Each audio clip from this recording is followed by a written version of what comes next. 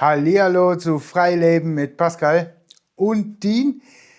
Heute, wir sind in einer anderen Höhle gezogen, wegen diesem riesen Ritterkamin hier. Der ist so groß wie ich, also da kann ich locker reinstehen. Also das ist krass. Den werden wir heute gemeinsam anfeuern. Wir werden ein bisschen Ambiente machen in dieser Neandertaler-Höhle. Das ist total rustikal, original, ja, wie sie so früher gebaut haben. Da haben die so große Kamine gemacht. Tja, den werden wir heute mal ein bisschen betrachten, anfeuern. Und natürlich habe ich Holz geholt, große Stämmchen, damit wir das auch richtig zelebrieren können. Und das sehen wir jetzt. Da würde ich sagen, zack, nehme ich euch mit. Ah, ja, ihr seht, sehr rustikal, alter Bauweise. Zack, mit alten Balken. Ob die noch halten, das weiß keiner. Ich finde es heraus. Ich habe mir gedacht, ja, da gehen wir doch mal rein und checken diese Art von Wohnart. Wir waren vorher in der Luxushöhle, jetzt doch ein bisschen rustikaler mit einem riesen Kamin. Da stehe ich halt persönlich drauf. Deshalb, ja, ihr seht das geht in mehreren Richtungen hier ab. Und Räumchen, keine Angst, werde ich euch zeigen. Heute werden wir dann erstmal hier in diesem Holzraum werden wir erstmal die Stämme schneiden und ja, das Feuer parat machen. Dann würde ich sagen, auf geht's.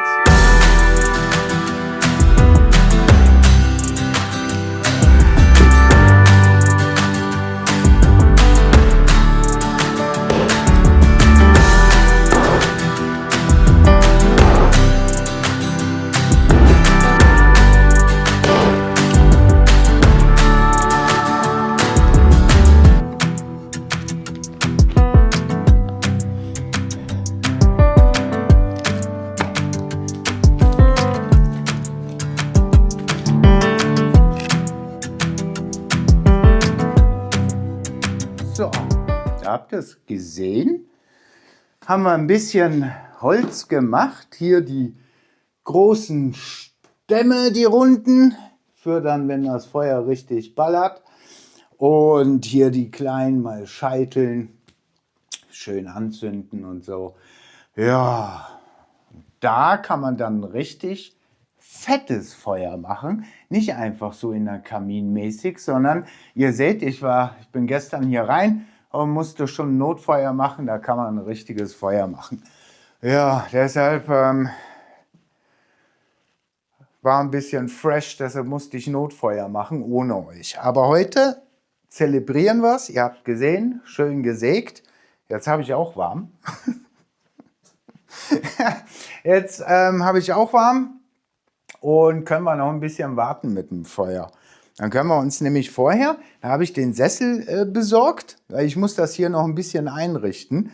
Das ist jetzt alles ein bisschen sporadisch, die Möbel sind da hinten im Raum. Dann werden wir uns nämlich den Sessel hier so richtig schön zum Kamin stellen. Zack. Und dann können wir gemeinsam hier sitzen mit dem Kamin und ich erzähle irgendwelche Räubergeschichten. Das wird doch lustig. Also, dann mache ich mal einen Kaffee und bereite alles vor. Und dann sehen wir doch uns gleich mit dem Feuer.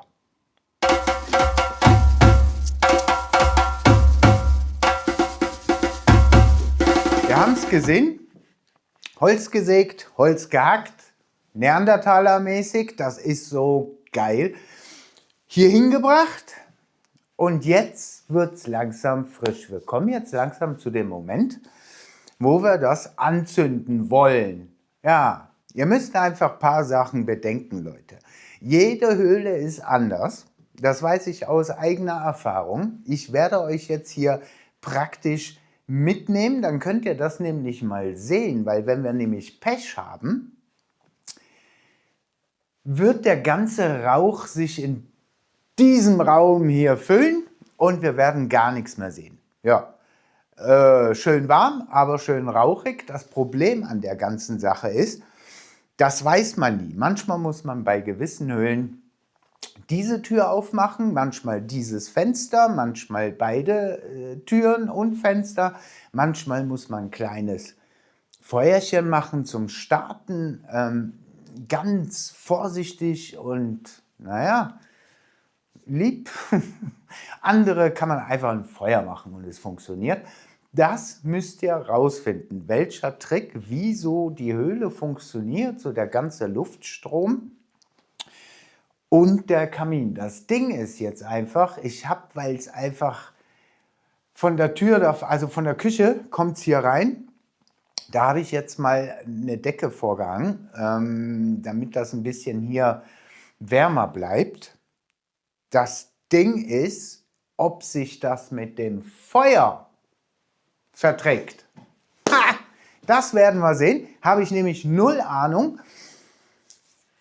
Es könnte ganz schön lustig werden, also eventuell stehen wir hier richtig im Rauch und ich muss alles aufmachen. Ja, dann wird es noch kälter anstatt wärmer. Würde ich sagen, probieren wir es aus. An dem Moment. Ich werde es jetzt anzünden. Ich bin so aufgeregt, weil wenn das nicht funktioniert, stehen wir echt im Rauch. Also...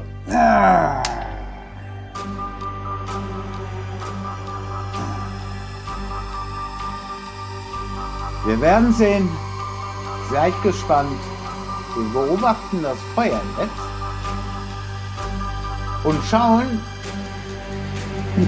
ob ich es gut gemacht habe. Sonst muss ich die Türen aufmachen und Durchluft hier reinbringen, damit das erstmal eine Hitze gibt, ein Feuer und somit mit der Hitze einen Zug gibt. Und dann zieht er. Nicht alle Kamine sind so drauf. Checken wir.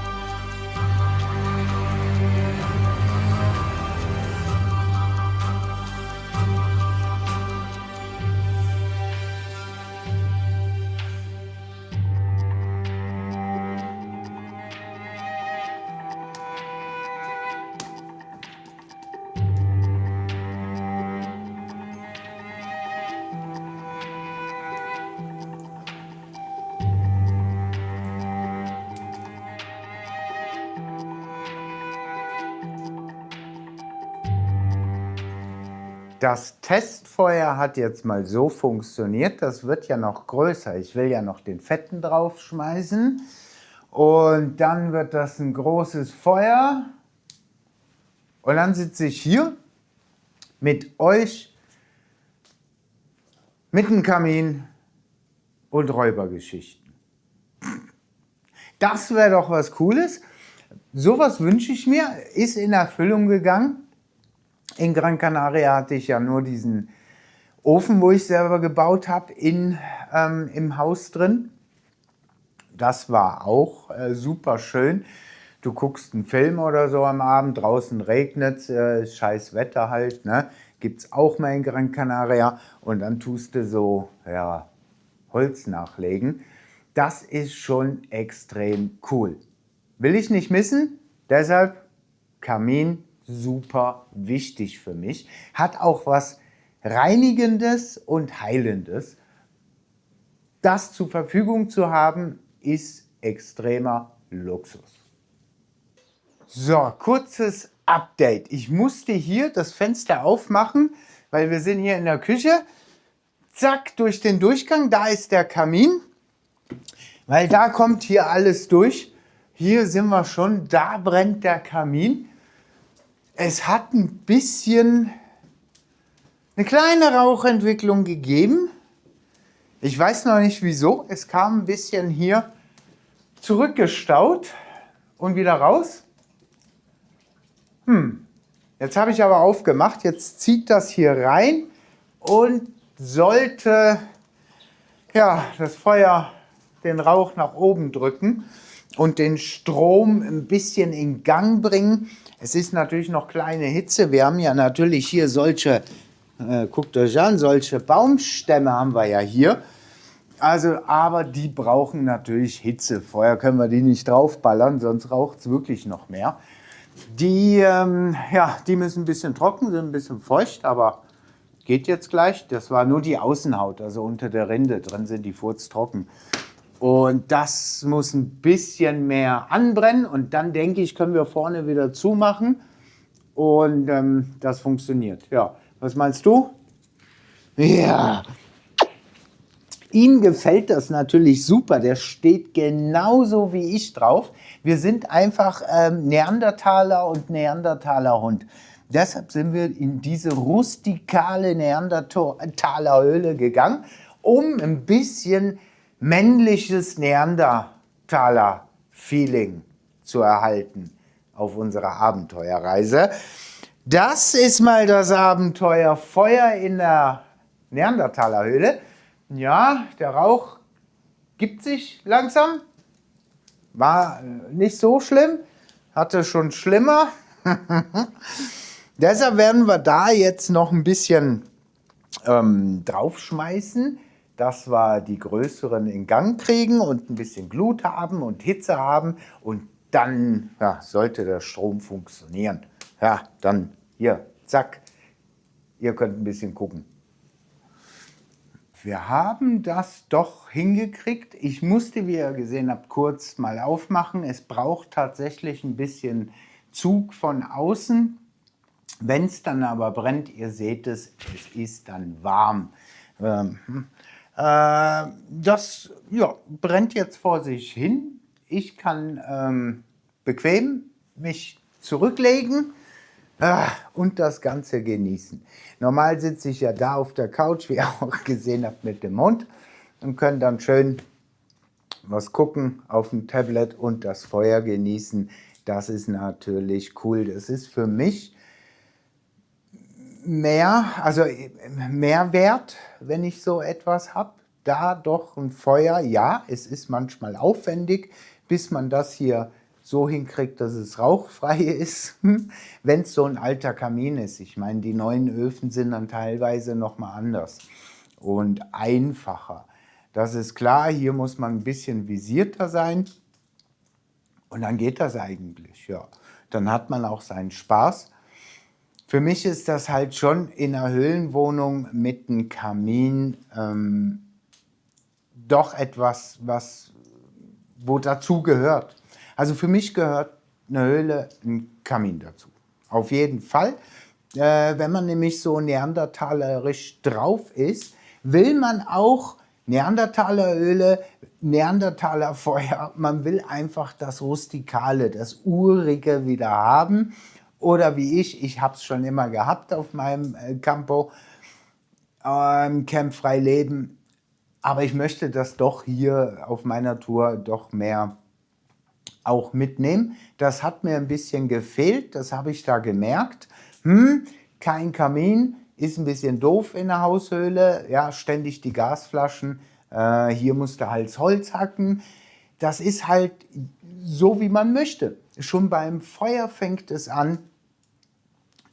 Wie möchte man als Aussteiger kochen? Oder möchte man das als Ambiente? Viele von mir kochen sogar noch drauf. Also hier jetzt ein Würstchen braten ist natürlich cool. Oder Alukartoffeln drauf oder Spanferkel. Hühnchen ist natürlich geil. Ne? Hockst in deinem Wohnzimmer und kannst dir so Sachen am Feuer machen. Schmeckt natürlich wieder anders, ist natürlich voll cool. Das ist für mich doch verbunden mit einer Haushöhle. Sonst kann ich ja auch in der Mietwohnung gehen. Da habe ich Fußbodenheizung. Aber ich habe gemerkt, ich stehe gar nicht so auf den Luxus. Also seit ich hier den Trip mache, ja, es ist schön natürlich. Ich kam hier an in einer Luxushaushöhle mit warmem Wasser. Ey, das ist ja der Hammer. Habe ja 3 Wochen gebraucht, bis ich gecheckt habe, dass ich mit warmem Wasser Hände waschen kann, weil ich es nicht so gewohnt war. Das alles ist super klar. Hier habe ich auch Warmwasserzeug, Pipapo. Aber ein bisschen rustikaler, ja, eben Kamin, Feuer, ein bisschen alles so in dem Stil. Das ist schon mein Ding. Da stehe ich schon extrem drauf. Der eine oder andere kann es verstehen, da ein Feuer doch eine sehr reinigende Art hat und auch dir alles wegbrennt. Deshalb freue ich mich doch tierisch, das mit euch jetzt zu genießen. Da können wir nämlich mal eine Runde brabbeln oder vielleicht sogar mal ein Live machen. Oh Gott, ich weiß gar nicht, was man da macht. Da kann ich ja gar nichts filmen, außer nur quasseln. Aber wäre vielleicht auch mal lustig, ich weiß es noch nicht. Sonst schreibt es mal in den Kommentaren da, was ihr davon haltet würdet. Würdet ihr euch überhaupt sowas angucken, so ein Live? Betreutes Feuer gucken oder so. Ich weiß es auch noch nicht ganz. Wir werden da sicher was machen, aber ich werde sicher hier ein paar Sachen erzählen von meinen Erlebnissen, wo ich hier habe oder auch woanders, wo ich gehabt habe, wie Beneficio, wie Gran Canaria, was da alles passiert ist. Ja, da kann man doch sicher mal hier in diesem Ambiente das gut verpacken. Ja, was will ich machen? Noch ein bisschen Holz drauf.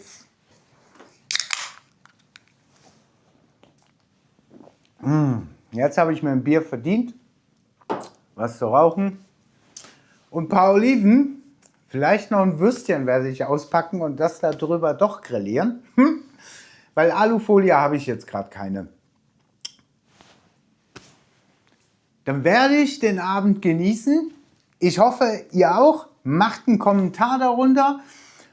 Oh, Däumchen, Abo, alles Mögliche. Ich danke euch mega für eure Geduld, für euer Interesse. Und dann würde ich sagen, bis zum nächsten Mal, wenn es wieder heißt, frei leben mit Pascal und Dean.